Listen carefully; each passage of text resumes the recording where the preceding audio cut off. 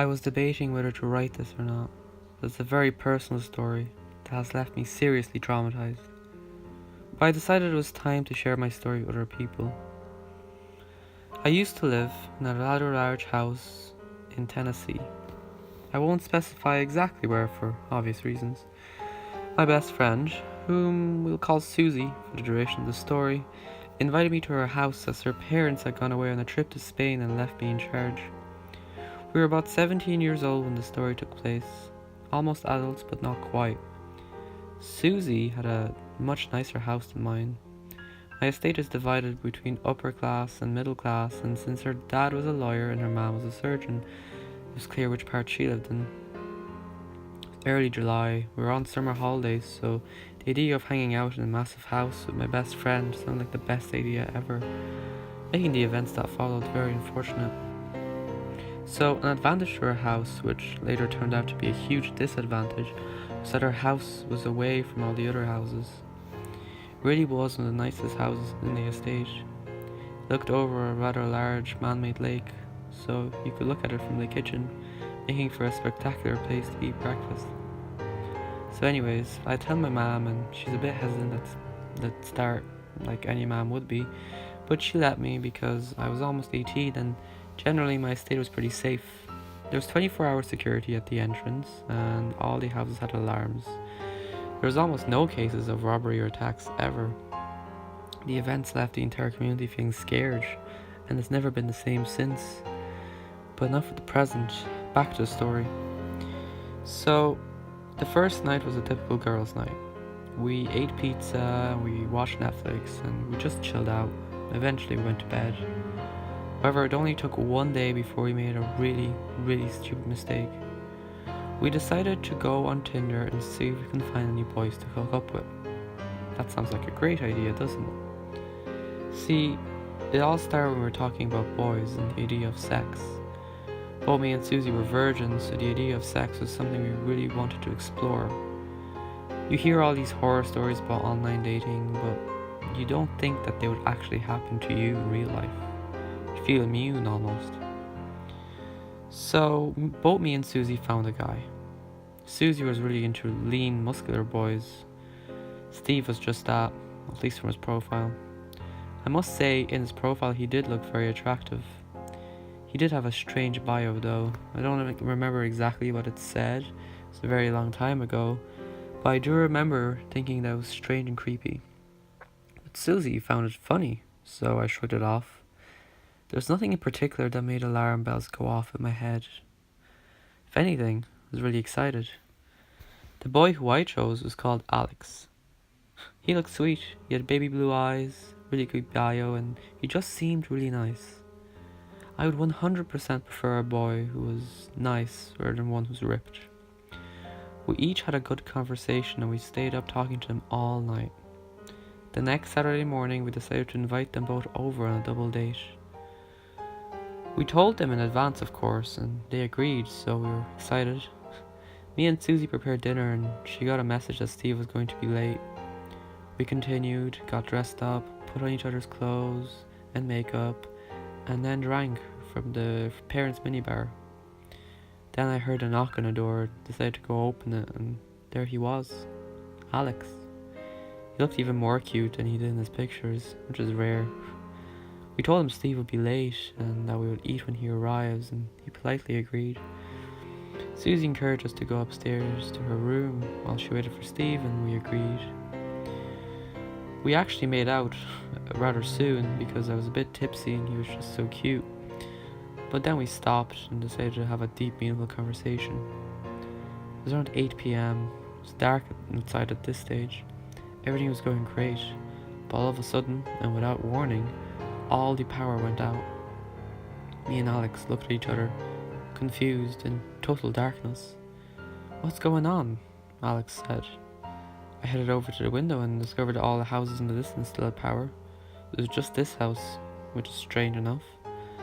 Now, this house has an emergency generator that provides power to stuff like the alarm and the camera system that has night vision. Now, the alarm was disengaged at the minute, and if we wanted to re-engage it, we'd have to restore main power, as that's what the main switch requires. I hope that makes sense, but basically what it meant is that cameras were recording and the alarm was off. So I was about to talk to Alex when I heard a large smash downstairs. This was very concerning. I had no idea what it was, but it's very loud. I shushed Alex and headed over to Susie's drawer and took out the tablet, which you can check the cameras from. My heart stopped when I saw a man enter through the shattered back window. He was wearing all black. He came inside the house and picked up the knife which we used to carve the meat we were preparing for tonight. There was no sign of Susie anywhere. I decided to text Susie, just in case she was hiding somewhere.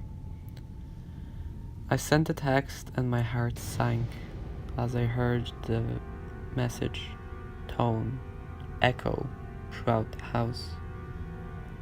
I saw the man head to the sitting room and pick up her phone. My text message read, "A man entered the house. He has a knife. Hide." My heart sank and I sat there, frozen. The man knew we were in the house and he knew that we can see him.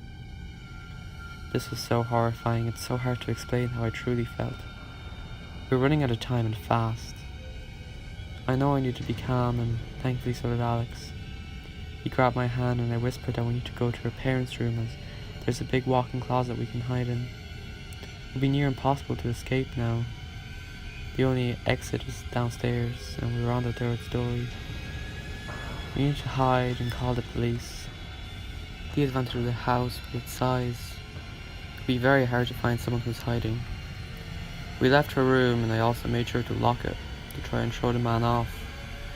Maybe while he was looking in there we could run away, as her parents' bedroom was right across from the stairs. We headed in, closed and locked the door, and went to a huge walk-in closet and hid behind some clothes. I made sure to bring the tablet with me so we could have a live view of the cameras. Once we felt safe, we would call the police. Now, we really messed up here because Alex left his phone behind and my phone was on 10%. So I got Alex to call the police from my phone while I looked at the live feed.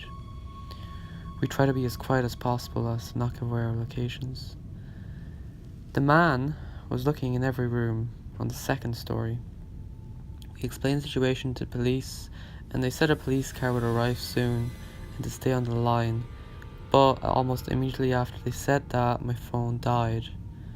My estate was quite away from the city centre, so I'm now starting to regret not calling my parents instead, as now we had to wait.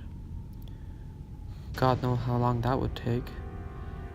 Anyway, we had an idea. There's this big aesthetic sculpture in this walk-in closet, and we thought we'd pick it up and hide behind it. Rather unfortunately, I overestimated my strength and it came smashing to the floor. This was extremely loud and I knew we were in serious trouble. I looked at the live feed and I saw the man quickly making his way up the stairs. At this stage I was crying and so was Alex. The man knew exactly where we were because he was in the room underneath us when we dropped the statue. Why were we so stupid to try and move it in the first place? The man tried to open the door but I wouldn't budge. We were hiding in clothes now and I grabbed his hand. The man kicked the door full force and it came open. The man was overweight, in his 40s, wearing all black and with a butcher knife in his right hand, clutched. He made his way over and pulled some clothes down. This was horrifying enough, but the most terrifying thing was that he saw my eyes. We made eye contact. At this point, I thought I was dead for sure. He made his way over and pulled the clothes off and grabbed me. Alex tried to defend me and the man slighted his hand and Alex fell on the floor screaming in pain. I closed my eyes as the man pinned me against the wall and I heard a massive bang. I opened my eyes and the man was on the floor and there was Susie.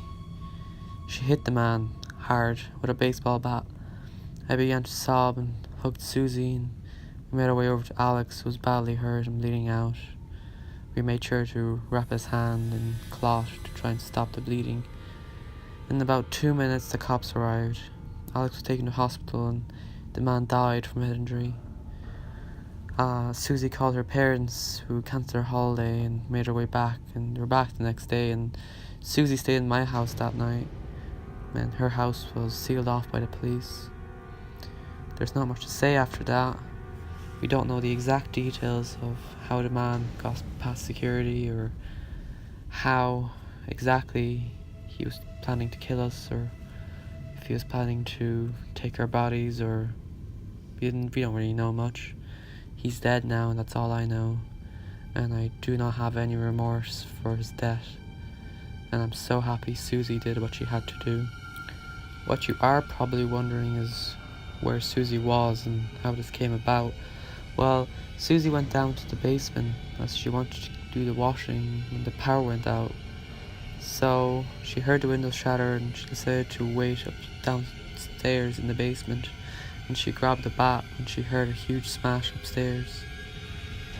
So then, when she sneaked her way upstairs and saw the man pin me against the wall, she somehow had enough courage to run in and hit him in the head. I was seconds away from death, and I knew it. I did not feel bad for the man. The hatred in his eyes was something I'll never forget, and no amount of therapy can heal me at this stage, and I can't go back to the same person I was. I'm a shell of my former self. Me and Susie moved out after that, and we still keep in contact, and me and Alex are married. Sorry if my voice is a bit shaky, but this story has seriously messed me up. Make sure to be safe while online dating.